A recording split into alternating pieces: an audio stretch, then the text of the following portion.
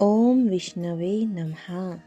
स्वागत है आपका दोस्तों आपके अपने चैनल कथा और भक्ति में। आज हम जिस कथा का पाठ कर रहे हैं वह है बृहस्पतिवार व्रत कथा।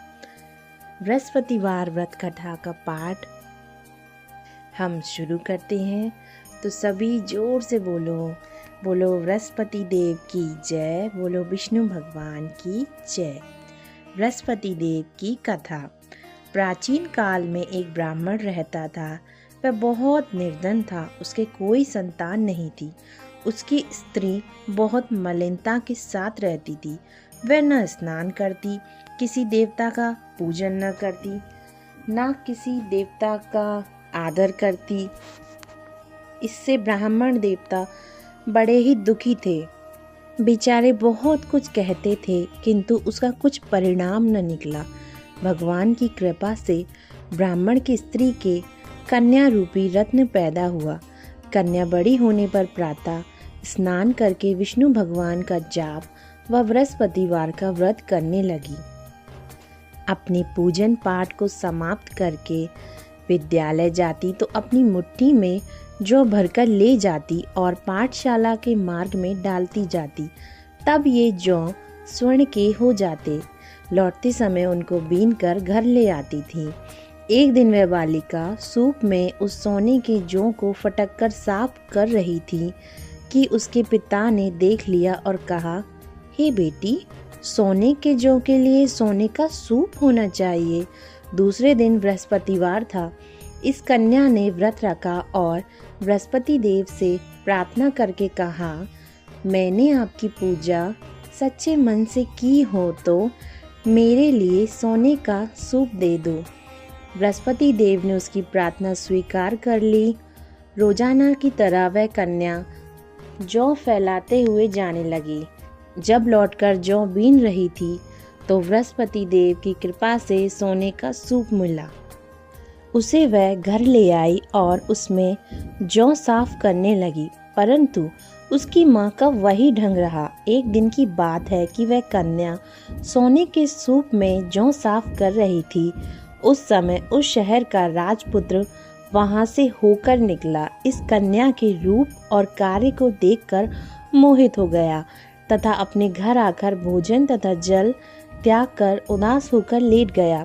राजा को इस बात का पता लगा तो अपने प्रधानमंत्री के साथ उसके पास गए और बोले, हे बेटा, तुम्हें किस बात का कष्ट है? किसी ने अपमान किया है अथवा और कारण हो सो कहो, मैं वही कार्य करूँगा जिससे तुम्हें प्रसन्नता हो।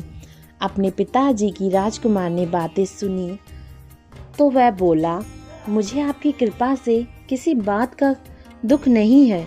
किसी ने मेरा अपमान नहीं किया, परंतु मैं उस लड़की से विवाह करना चाहता हूँ जो सोने के सूप में जौ साफ कर रही थी।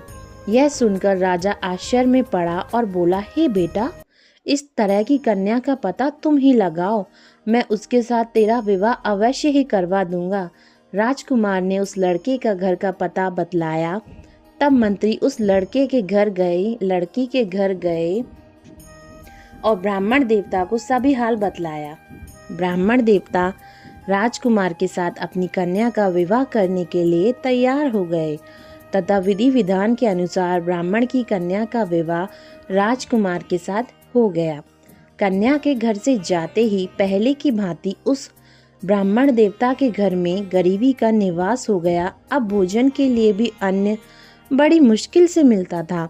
एक दिन दुखी होकर ब्राह्मण देवता अपनी पुत्री के पास गए। बेटी ने पिता की दुखी अवस्था को देखा और अपनी माँ का हाल पूछा। तब ब्राह्मण देवता ने सभी हाल कहा। कन्या ने बहुत सा धन देकर अपने पिता को विदा कर दिया। इस तरह ब्राह्मण देवता का कुछ समय सुखपूर्वक व्यतीत हुआ। कुछ दिन बाद फिर वही हाल हो गया। ब्राह्मण फिर अपनी कन्या के यहाँ गया और सारा हाल कहा तो लड़की बोली, हे पिताजी, आप माताजी को यहाँ ले लाओ, मैं उसे विधि बता दूंगी जिससे गरीबी दूर हो जाए। वह ब्राह्मण देवता अपनी स्त्री को साथ लेकर पहुंचे तो अपनी माँ को समझाने लगी, हे माँ, तुम प्रातः काल स्नान आदि करके विष्णु भगवान का पूजन करो तो सब दरिद्रता दूर हो जाएगी। परंतु उसकी माँ ने एक भी बात नहीं मानी और प्रातःकाल उठकर अपनी पुत्री के बच्चों की झूठन को खा लिया। इससे उसकी पुत्री को भी बहुत गुस्सा आया और एक रात को कोठरी से सभी सामान निकाल दिया और अपनी माँ को उसमें बंद कर दिया। प्रातःकाल उसे निकाला तथा स्नान आदि करा के पाठ करवाया तो उसकी माँ की बुद्धि ठीक हो गई और फिर प्रत्येक बृहस्पतिवार को व्रत रखने लगी। इस व्रत के प्रभाव से उसके माँ बाप बहुत ही धनवान और पुत्रवान हो गए और बृहस्पति जी के प्रभाव से इस लोक के सुख को भोगकर स्वर्ग को प्राप्त हुए। सब बोलो विष्णु भगवान की जय, बोलो बृहस्पति देव की जय। कथा सुनने के लिए आपका बहुत बहुत धन्यवाद दोस्तों। सभी को जय श्री कृष्णा, राधे राधे, जय माता दी।